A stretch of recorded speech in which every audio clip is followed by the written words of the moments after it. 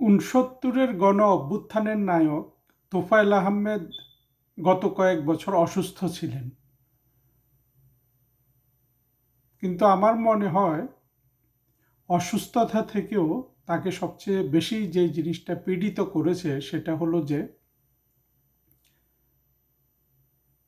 গত 2024 সালের জুলাই জঙ্গি উত্থানের পর বাংলাদেশ যে পুরোপুরি জঙ্গিদের হাতে চলে গেল, যেই বাংলাদেশের গঠনে, যেই বাংলাদেশের সৃষ্টিতে তিনি জড়িত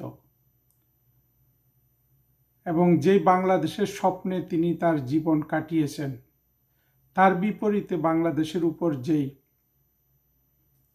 অত্যাচার চলল সেটা নিশ্চিতভাবে তাকে অনেক বেশি পীড়িত করেছে। তোফায়েল আহমেদের মতো নেতা তাকে বিএনপি সরকার একেবারে নীরবে নিস্তব্ধে অপমান করে বিদায় দিল।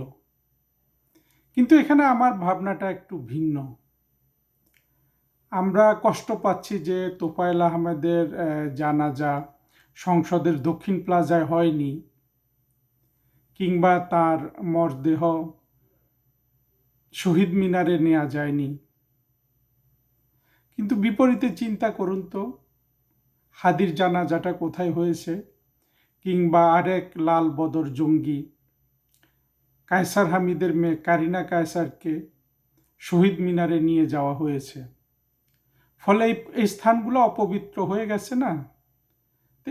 যে স্থানকে আমরা এখনো পবিত্র করতে পারিনি, সেখানে তোফায়েল আহমেদকে যদি নিয়ে যাওয়া হতো তাহলে তো আমি মনে করি যে তার মতো মহিরুহকে সম্মান তো দূরে থাক, এই লাল বদরদের পাশাপাশি তাকে একই জায়গায় দেখলে আমার অন্তত পীড়া বোধ হতো এবং আমি মনে করি তিনি অপমান থেকে বেঁচে গেছেন। আসলে যারাই বাংলাদেশে গত 2 বছরে মৃত্যুবরণ করেছেন, যারা বাংলাদেশের মুক্তিযুদ্ধের সাথে জড়িত, যারা বাংলাদেশ সৃষ্টিতে জড়িত, সেই মতিয়া চৌধুরী কিংবা ইঞ্জিনিয়ার মোশাররফ হোসেন, তোফায়েল আহমেদ, আরও অনেকে আছেন, কতজনের নাম নিব।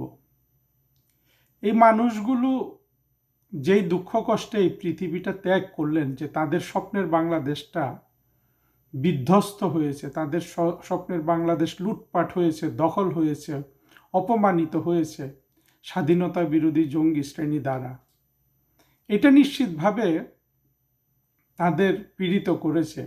আমরা যারা জীবিত আছি তাদের রাজনৈতিক উত্তরাধিকার তোফায়েল আহমেদদের, আমাদের দায়িত্ব হলো তাদের শেষ জীবনের এই যে কষ্ট দুঃখ, এগুলোকে শক্তিতে পরিণত করে 24-এর জঙ্গিদের বাংলাদেশ থেকে বিতাড়িত করে দেয়া। তোফায়েল আহমেদের মতো নেতা, আমরা তো অনেক কিছু শুনি যে ঢাকা বিশ্ববিদ্যালয়ের ডাকসুর ভিপি তোফায়েল আহমেদের উচ্চতায় কিন্তু আমরা কাউকে পাই না।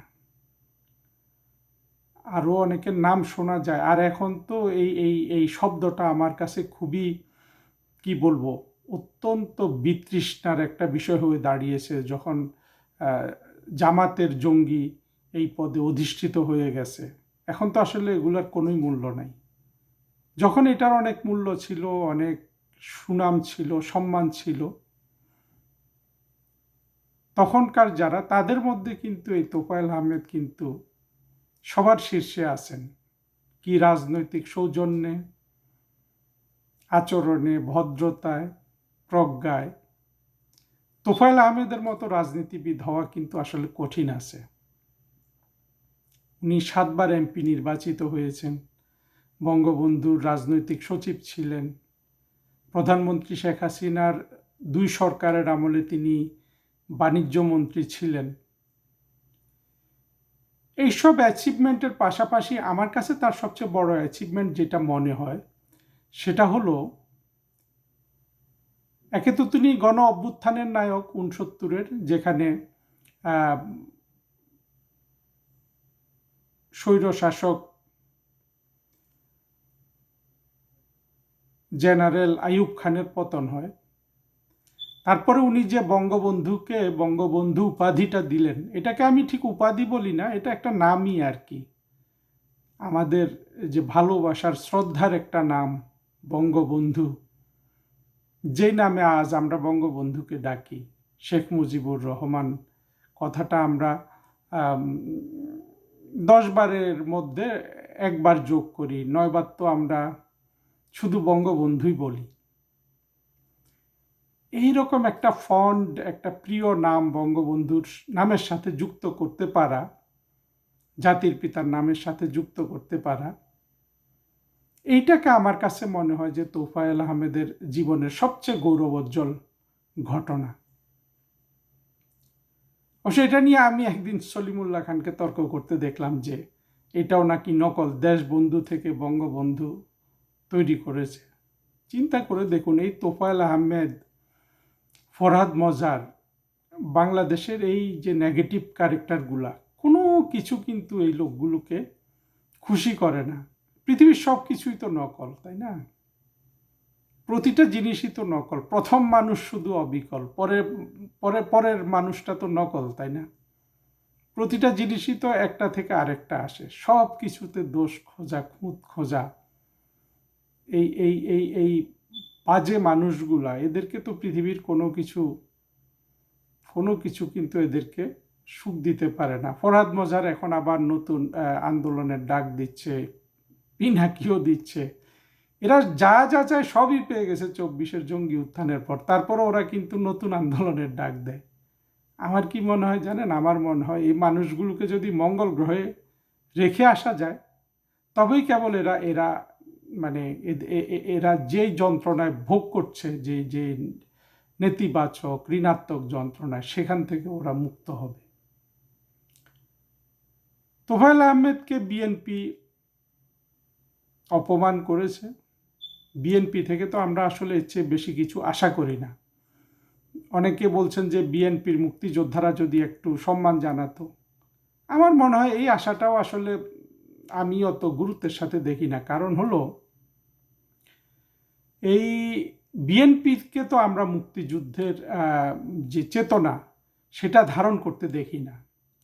ফলে যেই মুক্তিযোদ্ধা বিএনপিতে জয়েন করে, তারা তো আর মুক্তিযুদ্ধের চেতনা আসলে ধারণ করে না মনে প্রাণে। আমরা মেজর হাফিজকে দেখি না, এখন কি বলছে, সে নাকি জিয়ানগরে যুদ্ধ করেছে, মুজিবনগরে না।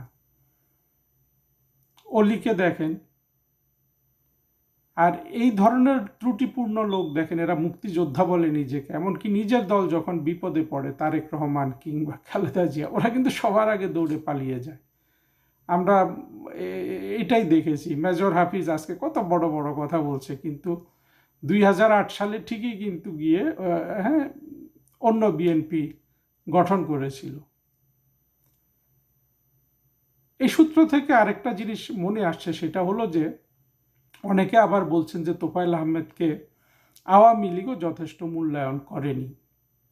আমার কাছে মনে হয় এই কথাটা বললে কিন্তু প্রধানমন্ত্রী শেখ হাসিনার প্রতি অন্যায় করা হয়। হ্যাঁ, আমরা জানি 2008 সালে বা 7 সালে বিএনপিকে যেভাবে ভেঙে ফেলার চেষ্টা হয়েছে, আওয়ামী লীগকেও সেভাবে ভেঙে ফেলার চেষ্টা হয়েছে। আওয়ামী লীগের সিনিয়র নেতারা শেখ হাসিনার মনে কষ্ট দিয়েছেন, এটা আমরা জানি। এবং কষ্ট দিলেও তারা কিন্তু আমি বলবো যে একটা সংযত ভাব তাদের ছিল। তারা কিন্তু একেবারে সাইফুর রহমান, মান্নান ভূঁইয়া, মেজর হাফিজদের মতো গিয়ে আলাদা দল গঠন করে ফেলেননি। আর তখন যাদের কথা আমরা জানি যে প্রধানমন্ত্রী শেখ হাসিনার মনের কষ্টের কারণ হয়েছেন, তাদের মধ্যে আমার যেটা মনে হয়েছে, সবচেয়ে সংযত এবং সবচেয়ে প্রজ্ঞাযুক্ত আচরণ করেছেন কিন্তু তোফায়েল আহমেদ। হ্যাঁ, ওনার সতীর্থ ছিলেন অন্যরা যাদের নাম বলা হয়, কিন্তু আমার কাছে মনে হয়েছে যে তোফায়েল আহমেদ সবচেয়ে সংযত ছিলেন এই ধরনের পরিস্থিতিতে। আবার পরবর্তীতে আমরা যখন দেখি, আমরা কিন্তু হ্যাঁ, তোফায়েল আহমেদরা অনেক সিনিয়র নেতা, তারা তো বহুদিন আওয়ামী লীগের সভাপতি মণ্ডলীর সদস্য ছিলেন, কিন্তু তাদেরকে পরে তো প্রধানমন্ত্রী শেখ হাসিনা তার যে আরও যে উপদেষ্টা মণ্ডলী আছে সেখানে তাদেরকে 1 নাম্বার 2 নাম্বার 3 নাম্বার করে স্থান দিয়েছেন। এবং তোফায়েল আহমেদ সংসদে সব সময় উনি কার্যকর ভূমিকা রেখেছেন। প্রধানমন্ত্রী শেখ হাসিনার পাশে বসেছেন, মানে যারা সংসদে যে সিটগুলো দেওয়া হয় এগুলো তো এই তোফায়েল আহমেদ, আমির হোসেন আমু, মতিয়া চৌধুরী ইনাদেরকে তো দেয়া হয়েছে। এটাকে আসলে যারা মনে করেন যে তোফায়েল আহমেদের সম্মান তো কখনো কমে নাই, কোনো মানুষ কি তাকে কম সম্মান করেছে?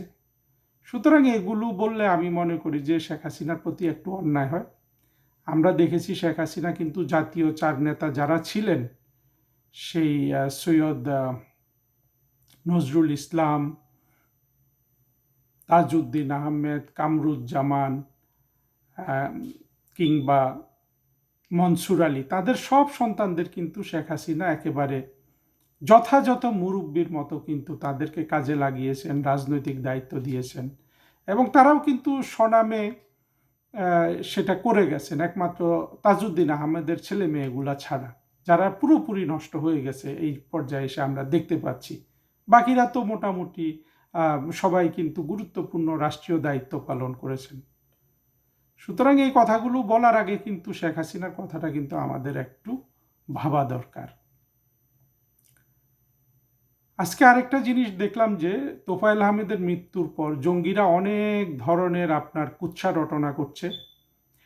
যদিও এইসব কুৎসা রটনায় এই জঙ্গিরাই তো একদিন আমাদের স্রোতে ভেসে যাবে, জলের মতো, খড়কুটোর মতো, যেই প্লাবন ওদের দিকে ধেয়ে আসছে সেখানে ভেসে যাবে। এক তুষার নামে এক জঙ্গি এনসিপির, সে বলছে যে জাসদের 30,000 খুনের সাথে তোফায়েল আহমেদ জড়িত। এই যে জাসদের 30,000 খুন, এই যে একটা ডাহা মিথ্যা কথা বাংলাদেশে প্রচলিত আছে, এটাও কিন্তু দেখেন আমরা শুদ্ধ করতে হবে আমাদেরকে। জাসদের সবচেয়ে আপনার একেবারে জেনুইন একজন কর্মী ছিলেন, বর্তমানে খুব বিখ্যাত সাংবাদিক বাংলাদেশে, মাহবুব কামাল, যুগান্তরে কাজ করেন উনি। ওনার মুখে শুনেন তো জাসদের কত মানুষ খুন হয়েছিল। বিপরীতে আমি মনে করি যে জাসদ সে সময় যথেষ্ট অন্যায় করেছে। একটা স্বাধীন দেশটা মাত্র স্বাধীন হলো, অনেকগুলা নেতা গিয়ে, ছাত্র নেতা, এই রব টব এরা গিয়ে সেখানে উৎপাত শুরু করলো। তারা তো ক্ষমাহীন, ক্ষমার অযোগ্য অন্যায় করেছে। কিন্তু যেই খুনের কথা বলা হয়, মাহবুব কামালকে আমি বলতে শুনেছি নাম্বারটা অতি নগণ্য, অতি নগণ্য, 100-200 বোধহয় হবে না, আমি নাম্বারটা এখন ভুলে গেছি, কিন্তু এটাকে 30,000 বানানো হয়েছে। আসলে আমাদের মুক্তিযুদ্ধের পক্ষে শক্তিকে অনেক ধরনের আপনার এই যে মিথ্যা অপবাদ, এগুলোকে আমাদের মোকাবেলা করতে হবে। কিন্তু আমরা তো আসলে পারলাম না, আমরা 24-এ জঙ্গিদের কাছে পরাস্ত হলাম। আবার জঙ্গিরা এখন পরাস্ত হচ্ছে বাংলাদেশকে বিধ্বস্ত করে, ধ্বংস করে দিয়ে, অর্থনীতি ধ্বংস করে দিয়ে। প্রতিদিন অনেক ভয়াবহ আপনার অর্থনৈতিক বিপর্যয়ের খবর আসছে। এদিকে তারেক রহমান 3 মাস প্রধানমন্ত্রী ছিল, মনে হচ্ছে উনি ইউনূসের সাথে প্রতিযোগিতা করছেন কত বাংলাদেশকে আরও ফকির মিসকিন করে দেয়া যায়। চিন্তা করেন, একটা মুক্তিযুদ্ধের পক্ষের শক্তি আর বিপরীত ধারার একটা শক্তি ক্ষমতায় থাকলে একটা দেশের কি অবস্থা হয়। ইতিহাসের কোনো সূত্র বলে না তারেক রহমান কিছু করতে পারবে। আর আমরা যা কল্পনা করেছিলাম ইতিহাসের বিবেচনায়, হ্যাঁ, সভ্যতার বিবেচনায়, তার চেয়েও অনেক বেশি করছে এই তারেক রহমানের সরকার, অনেক বেশি খারাপ করছে সব দিক থেকে। সুতরাং এই তারেক রহমানদের কাছ থেকে বাংলাদেশের যারা জেনুইন স্রষ্টা, তোফায়েল আহমেদদের মতো মানুষের কোনো সম্মান হবে না, সম্মান দেওয়া হবে না, এটাই কিন্তু স্বাভাবিক। বিপরীতে আমরা দেখেছি যে সাদেক হোসেন খোকার জানাজায় তোফায়েল আহমেদ সাহেব নিজে সামিল হয়েছিলেন, অথচ ওরা সেটা নিয়েও মিথ্যা রটনা করছে। যা হোক, তোফায়েল আহমেদ বাংলাদেশের একজন নায়ক। তার যুগের যেসব রাজনীতিবিদ ছিলেন তাদের মধ্যে তিনিই সবচেয়ে বেশি আসলে উজ্জ্বল। কি বক্তৃতায়, কি জ্ঞানে, কি প্রজ্ঞায়, কি মেধায়, কি উপস্থাপনায়। তার সমসাময়িক অনেকেই আছেন, সবাইকে আমরা সম্মান করি, কিন্তু আজকের এই লেকচারটা আমি বিশেষভাবে